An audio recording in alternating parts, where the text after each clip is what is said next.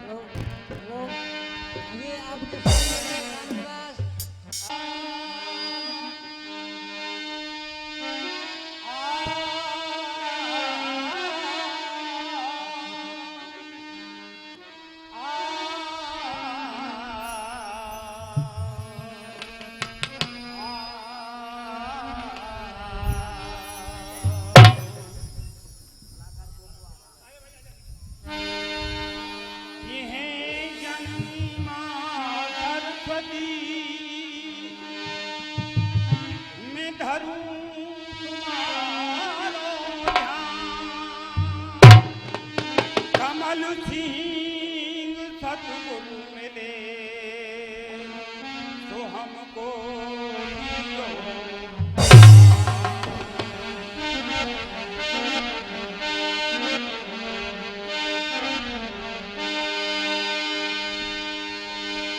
एक भोड़ी सी सूरत राज करे और मांगे भीख मलूम भिखारी। भाई कोई तो छातर छाह चले, कोई धूप में टहल करे अति भारी। कोई पति संग नार किलोल करे और कोई डोले पति बिन मारी मारी। लाख उपाय करो पंचो पर या किस्मत की लिखी को मेटन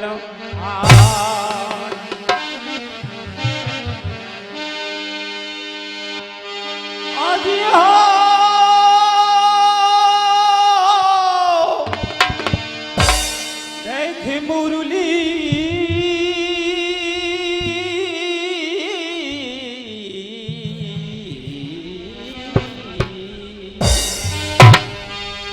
अरे ये बंसी और मुरली तेरी हमने नाए देखी। अजी नंद के लाल ओ मदन गोपाल रे देखे हमारे अजी फिर क्यों थके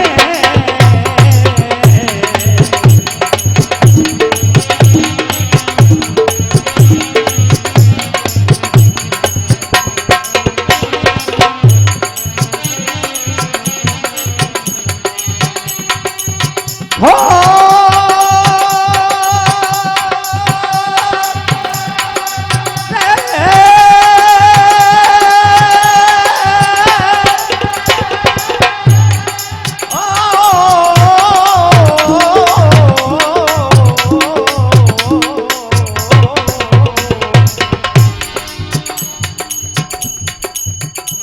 अरे जाने अपनी सीधे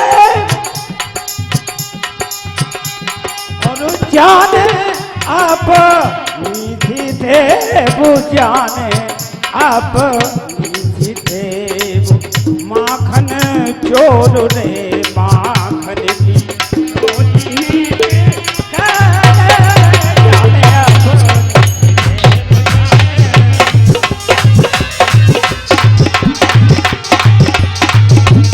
अब क्यों रही है भवन को? ओ अब क्यों भवन में सोए तेरो नाम रहायो।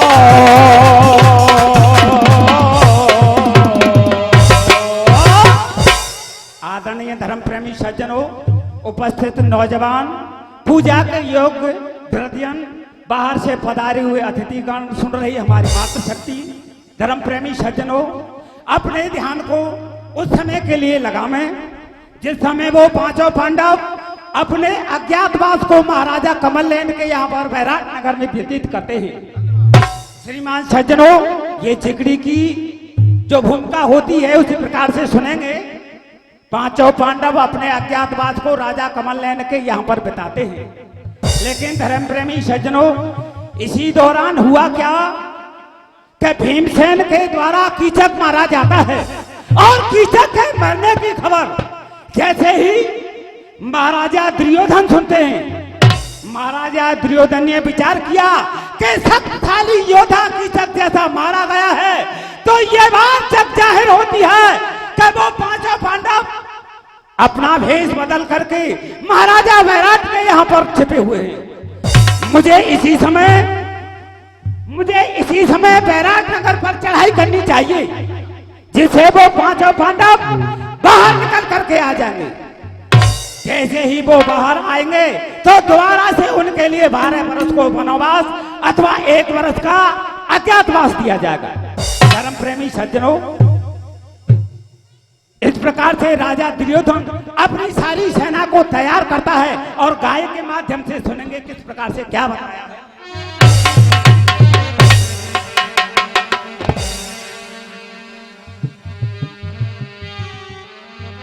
तो भैया मेरे कीचक वध जब सुनो, और भैया कीचक वध जब सुनो दुर्योधन खुशी मनाई।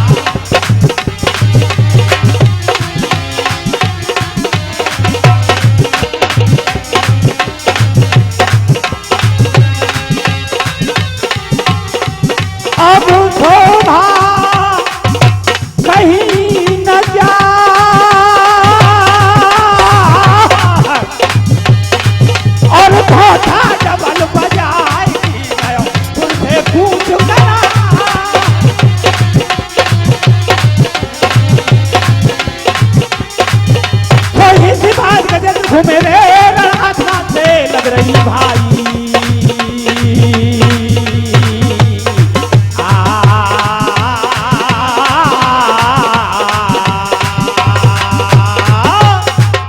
इस प्रकार से धर्म प्रेमी सज्जनों बताया कि कीचक बद जब सुनो दुर्योधन खुशी मनाई और ये लूट करण को चलो आपनो कटक सजाई। बस शोभा कहीं न जाए और धोखा डबल बजाए कि दियोपुर से कूच कराए। तो ही बाज और गजेंद्र घूमे आसमान से लगे। इस प्रकार से राजा दुर्योधन अपनी समस्त सेना को ले जा रहा है।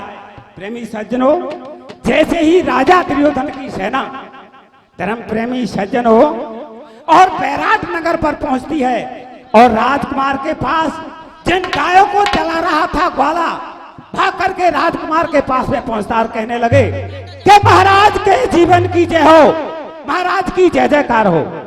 जैसे ही घबराते हुए उस राजकुमार को प्रेमी बंधुओं उत्तर राजकुमार ने देखा है। उत्तर राजकुमार कहने लगे, हे ग्वाला तू इतना भयभीत क्यों है, ये बात क्या है, बताता क्यों नहीं।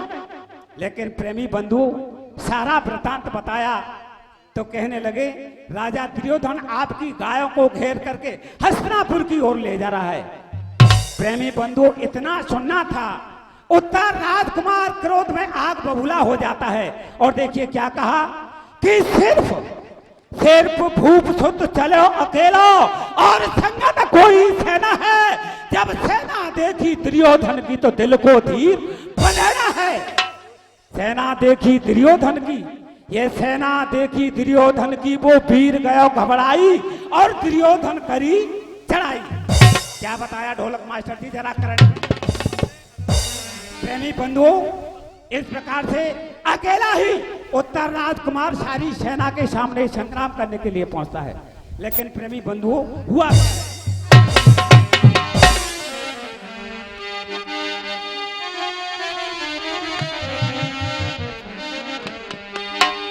अरे धरे ईश्वर को और ध्यान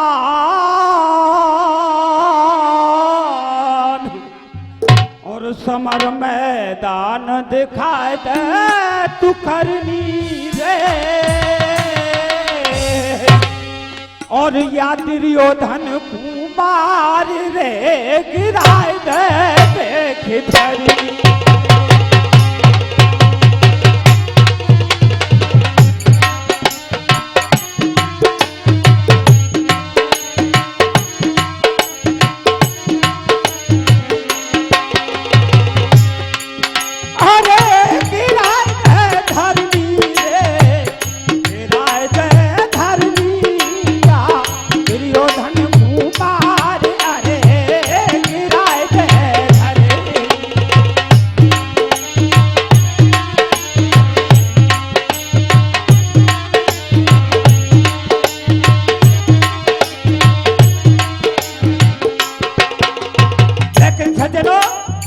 इतनी बात ऐसे ही सुनी है। क्या कहा है राजकुमार, यहाँ पर आकर के तू इस सारी सेना को देख करके भयभीत हो रहा है। इधर में अश्वत्थामा और इधर में कृपाचार्य, इधर में पितामह भीष्म, सारी सेना को देख करके तू इतना भयभीत होता है। जब तो तू ये कह रहा था कि मैं अकेला ही सारी सेना को परास्त कर दूंगा, लेकिन यहाँ तू जब सारी सेना के सागर को देखता है, पितामह भीष्म धुआंधार बाणों के चलाने वाले योद्धा को देखता है, कदम को पीछे हटा रहा है। इतना भयभीत ना हो, वहां पर तो तू बहुत टींग मारा था। लेकिन क्या बताया मास्टर जी,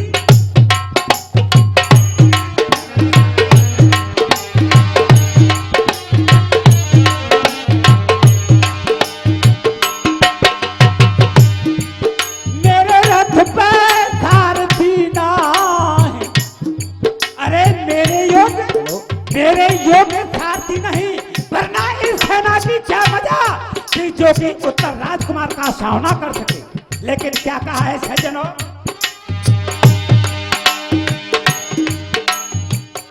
ये 50 रुपए का पुरस्कार हमारे भाई साहब दे रहे हैं, धन्यवाद।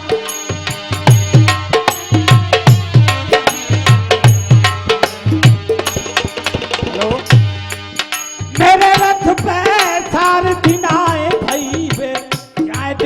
सबले तो दुर्योधन के होत अरे भोला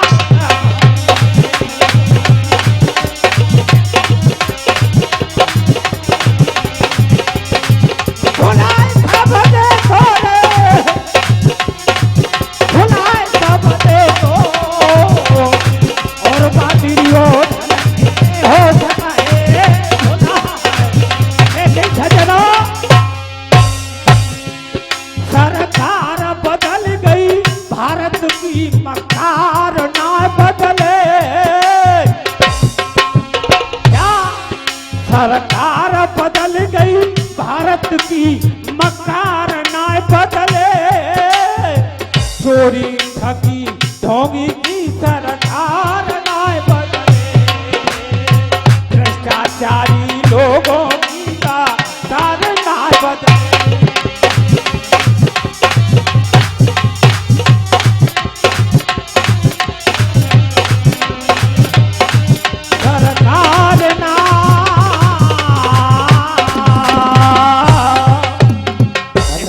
श्रीमान सज्जनों बताया कि मेरे योग्य कोई सारथी नहीं, वरना दुर्योधन की ये मजाल कि हमारा सामना कर सके। लेकिन धर्म प्रेमी सज्जनों इन बातों बटावली तैयार रहे छुप करके शैलेंद्री सुन रही थी। धर्म प्रेमी सज्जनों शैलेंद्री इन बातों को सुन करके एकदम मुस्कुरा जाती है, चेहरे पर हंसी है और कहने लगी कैसा समय आज मेरे लिए आया है। देखिए ये इस बात को कह रहे हैं कि मेरे योग्य सारथी नहीं, लेकिन यहाँ इतने धर्मधर योद्धा सारथी बैठे हुए मैं किस प्रकार से बताऊं। लेकिन धर्म प्रेमी सज्जनों जैसे ही उत्तर राजकुमार की दृष्टि शैलेंद्र की तरफ जाती है, द्रौपदी की तरफ पहुंचती है तो हंसते हुए चेहरे को देखा है। तो देखिए क्या बताया है सज्जनों जो के माध्यम से।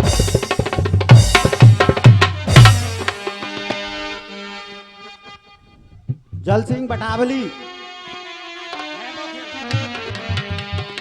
बटावली तैयार रहे मंच पर आकर अरे सुन के हंस गई है द्रौपदी कुमारी और उत्तर से जब गिरा उचारी, उत्तर से जब गिरा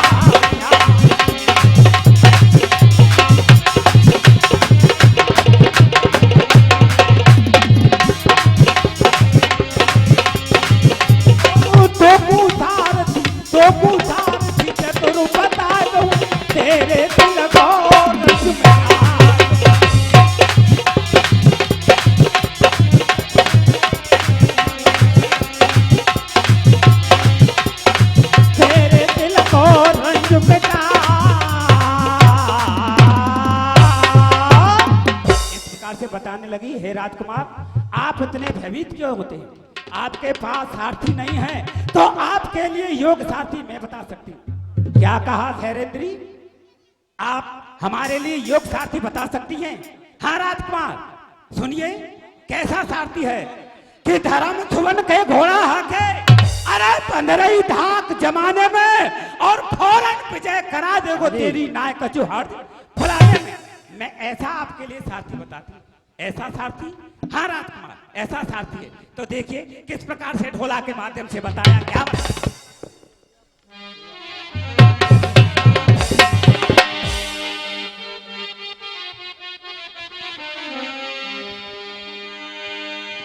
अरे रोज नाटक शाला में और नाटक शाला मेरे, अरे ओत्रा कुछो रयो रे नाच सिखा।